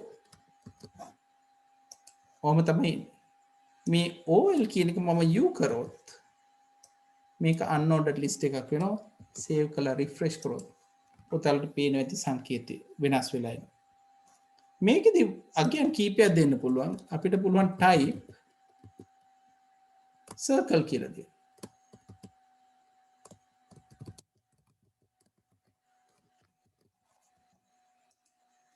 ඔතලට පේන circle එක මේ. ඊට පස්සේ square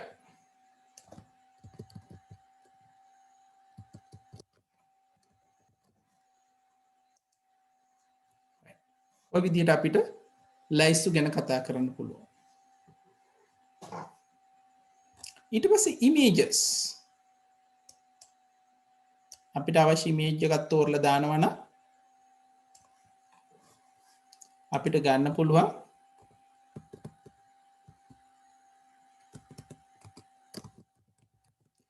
img src ෆයිල් එකේ නම දෙන්න ඔච්චරයි.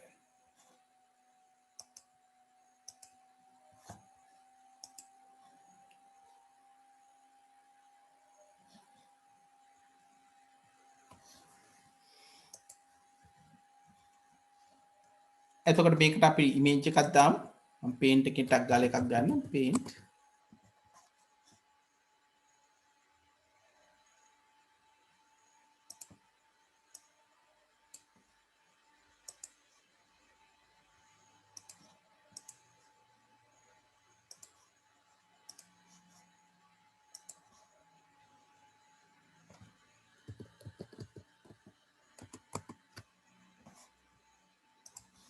right. මම මේකට දානවා save කරොත් අන්න මම අඳපු රූප සටහනක් මේකට දාගත්තා.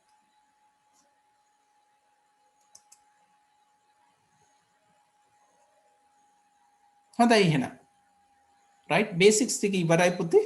අනික් ඒවා ඔයාලට එනම් බලා ගන්න පුළුවන් නේද? අය මොනවද ඕනේ?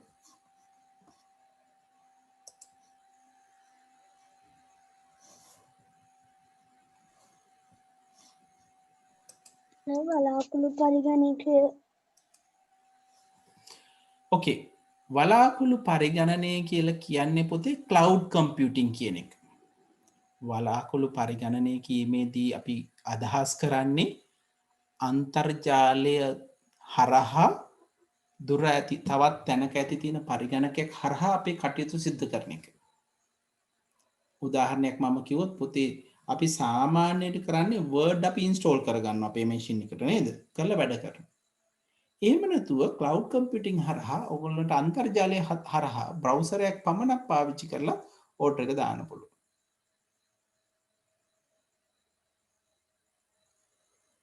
එතකොට cloud computing යටතේ තියෙන වාසිය තමයි අපිට ඕනෑම තැනක ඉඳන් ඕනෑම වෙලාවක අවශ්‍ය ආකාරයට සම්බන්ධ වීමේ හැකියාව තියෙනවා. ආරක්ෂාව පැත්තෙන් ගත්තොත් ගොඩක් ඉහළ තැනක තියෙනවා.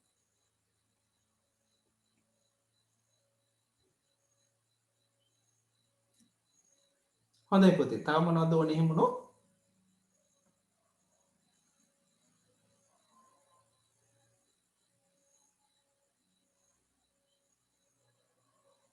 හොඳයි. තව තිබුණොත් එහෙම මට chat එකේ එවන්න පුතේ. මම ඕගොල්ලන්ට උත්තර ලියන්න WhatsApp group එකට දාන්න. මම ප්‍රශ්න තියෙනවා ටයිප් කරන්න මම උත්තර ටයිප් කරලා එවන්නම්. එහෙම මේ දවස් ටිකේ මොන හරි තිබුණොත් අඩුපාඩු පුතේ එහෙම දිගටම අහලා එවන්න. හොඳට වැඩ ටික කරගන්න පුතේ. මුලින් ඉඳන්ම පන්තියට සහභාගී වෙච්ච පුතාලා ප්‍රැක්ටිකල්ස් උත් කරලා තියරිත් කරලා අපි පේපර්ස් උත් කරලා ඉන්නේ. ඒ නිසා මට හුඟ ලොකු විශ්වාසයක් තියෙනවා ඔයගොල්ලන්ට උසස් ප්‍රතිඵලයක් අනිවාර්යයෙන්ම ලැබෙනවා කියලා. හොඳයි. අපිට අර කලින් වීඩියෝස් බලන්න පුළුවන් වෙන්නේ මේ ඒ Google Classroom එකෙන් විතරද? නෑ මම ලින්ක් කලිනුත් එවලා තියෙනවා. ඒ ලින්ක් එක ඔයාලා ගාව තියෙනවා නම් ක්ලික් කරලා ගිය හැකි. දැන් Google Classroom එක කියලා මම දැම්මෙත් පුතාලට ඔක්කොම එක තැනක තියෙන්න ඕනේ හින්දා. එතන තියෙන මාතෘකා ටික වෙන් කරලා මම චුට්ටක් පෙන්නන්නම්කෝ. right ඒකත් අහපික හොඳයි. දැන් ඔයාලට පුතේ මේක තව ටිකක් තියෙනවා අප්ඩේට් කරන්න. මම අද අප්ඩේට් කරලා කීයට හරි ඉවර කරලා යන්නේ පුතේ. ඒක නිසා චෙක් කරලා බලන්න. මම Google Classroom එකට ගියොත් මම පෙන්නන කොහොමද ඇක්සස් කරන්න කියලා.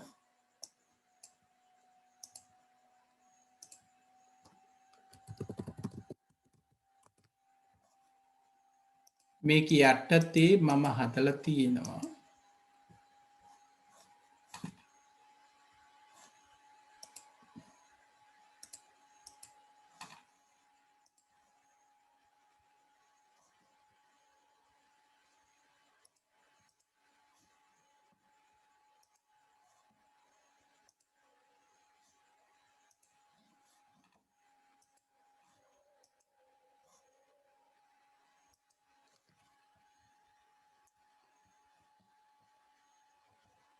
O-level 2020 කියන page එක තමයි දැන් ඔයාලට පෙන්නන්නේ. මෙන්න මේ විදිහ ඔයාලට පේන්න ඕනේ log වුණාට පස්සේ.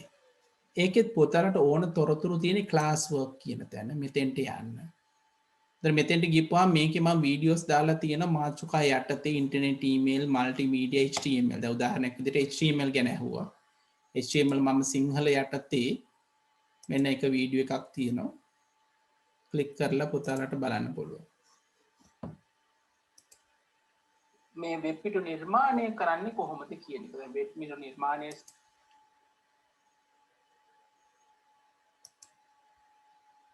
ටැග් එකක් ගත්තහම එක සිංගල් ටැග් එකක්. ඒතර මේ සිංගල් ටැග් එකකින් කරන්නේ බ්‍රේක් කරන එක. සාමාන්‍ය ටෙක්ස්ට් එක අපි ටයිප් කරද්දී මේ br කියන එක අපි පාවිච්චි කරන්න ඕනේ. පැහැදිලිද පුතේ? එහෙනම් ඔයගොල්ලන්ට ඔක්කොම ටික මම මෙතන දාලා තියෙන HTML තියෙනවා, multimedia තියෙනවා. ඒතර මේකේ zip තියෙන්න ඕනේ. අපි බලමු කොයි හරිද ඔක ඇත්තේ.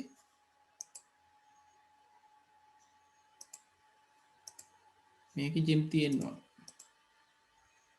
පාවිච්චි කරනකොට ගොඩක් සමානයි. නමුත් වැදගත්ම දේ crop tool we can use to remove unwanted parts. පාවිච්චි කරන්න ඕන. අපිට ඒකට තියෙන color picker කියලා තුනේ. හරි නේද පුතේ? එහෙනම් පුතාලා ඔය අහන ගොඩක් ඒවට උත්තර මෙතන තියෙනවා. නොතේරිච්ච තැන් තියෙනවා නම් ආයෙ පාරක් වීඩියෝ එක බලන්න. ඒත් තේරෙන්නේ නැත්නම් ආයෙත් අහන්න. දැන් උදාහරණයක් ඊමේල් එකේ පුතාලා ඊමේල් ගැන අහපු හින්දා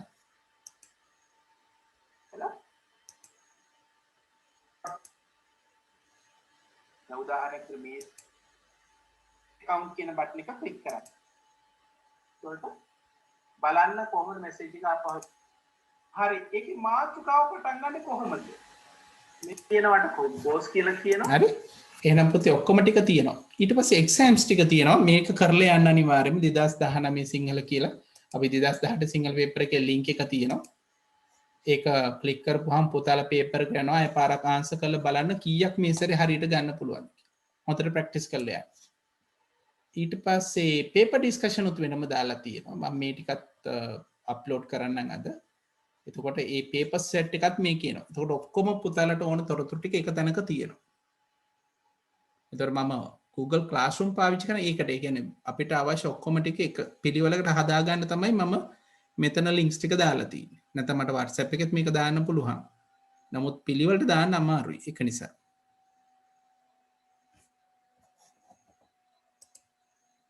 හරි නේද පුතේ? එහෙනම් ඒ ටික බලලා ඉන්නකෝ ඊට පස්සේ අපි බලමු. හරි? හොඳයි පුතේ එහෙනම්. ඔව්. වැඩ ටික හොඳට කරගන්න. මොනවා හරිම දෙයක් තිබුණොත් පුතේ මට කෝල් කරන්න. WhatsApp එක යූස් කරන්න මැසේජ් එකක් දාන්න. ඒ ලින්ක් එක group එකට දාන්න පුළුවන්ද? කොයි ලින්ක් එකද පුතේ? ඔය මේ වීඩියෝස් තියෙන. ඔව් ඒක මම පුතාලට එව්වා නේද නැද්ද? ඉන්න මං දෙන්න. පුතාලට මේක ලැබුණේ නැත්තම් මෙන්න මේ ලින්ක් එක ක්ලික් කරලා එන්න. හරි මම දැන් ආයෙ පාරක් දානවා. YouTube එකෙන් බලන්න බෑද? YouTube එකෙත් පුළුවන් මේ වගේ පිළිවෙල නෑනේ. එතනයි ප්‍රශ්නේ. YouTube එකේ තමයි තියෙන්නේ. දැන් ඕගොල්ලෝ බලන්නේ මේ Google Classroom එක කියන්නේ නිකන් එතන නිකන් links ටික පිළිවෙලට තියෙනවා විතරයි. ඇත්තටම තියෙන්නේ YouTube එකේ. ඒතර YouTube එකෙන් තමයි බලන්නේ. හැබැයි අර පිළිවෙලකට හදන්න ඕනේ. හින්දා තමයි මම මේ ඔක්කොම ප්‍රශ්න පත්‍ර ටික, වීඩියෝස් ටික ඔක්කොම වෙන වෙනම එකට දාලා තියෙන්නේ. හරි?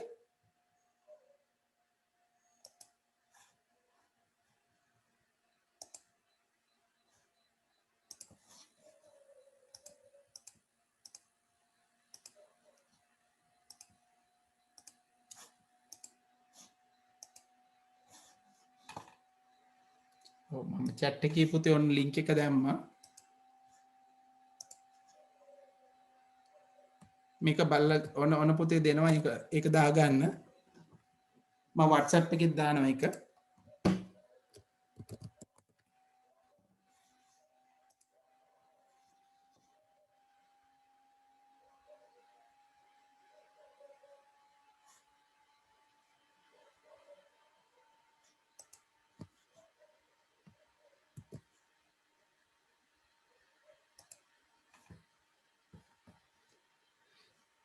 Google Classroom එක කියන එක වෙනම දාලා තියෙන පුතේ.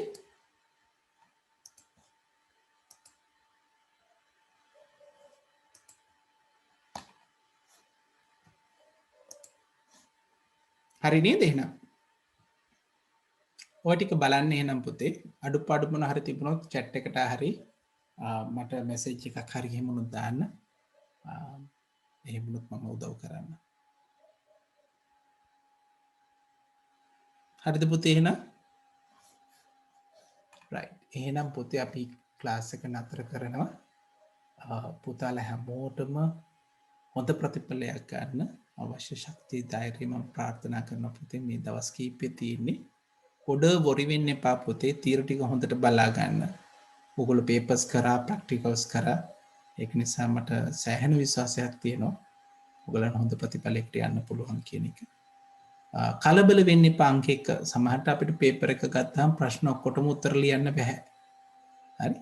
සාමාන්‍යයෙන් සමහර ප්‍රශ්න මට වුණත් උත්තර දෙන්න බැරි ප්‍රශ්න තියෙන්න පුළුවන්. ඒක නිසා කලබල නොවි දන්න දේ ඉස්සෙල්ලම දන්න හොඳටම දන්න දේ ලියන්න. හොඳයි. එහෙනම් පුතේ මම අදට නතර කරනවා. YouTube එකේ සර්ච් කරනවා නම් කොහොමද නම ගහන්න සර්ච් කරන්නේ? පුතේ පහන ස්කූල් ඔෆ් කම්පියුටිං කිව්වනම් එන්නේ අපේ. මට ආවේ නෑ. ඔව් ඒකේ හේතුව තියෙන්නේ ලින්ක්ස් පබ්ලික් නෙමෙයි තියෙන්නේ පුතේ. පුතාලට විතරයි වෙනම දීලා තියෙන්නේ. Google Classroom එකට ගියොත් ඔයාලට බලන්න පුළුවන්. හරි? ඔයාලට වීඩියෝස් වෙනම ඕන නම් YouTube links ටික මට ඒක වෙනම දෙන්න වෙනවා. එහෙම වුණොත් මම වෙනම දෙන්නම් ඒක. එහෙම දෙන්න. හරි. එහෙනම් මම WhatsApp එකට දාන්නම් ඔක්කොම ටික දැම්මට පස්සේ links ටික වෙනම. හරි? ඒතර ඔය ගන්න පුළුවන්. හරි පුතේ එහෙනම්. එහෙනම් good night පුතලා. ගොඩක් රෑ වුණා. මේ මොන හරි මය තිබුණොත් කෝල් එකක් තියෙන. අපි එහෙනම් අදට නතර කරමු. Thank you sir. good night පුතේ. Thank you, sir. Thank you, Thank you, sir. Thank you, sir. Thank you sir.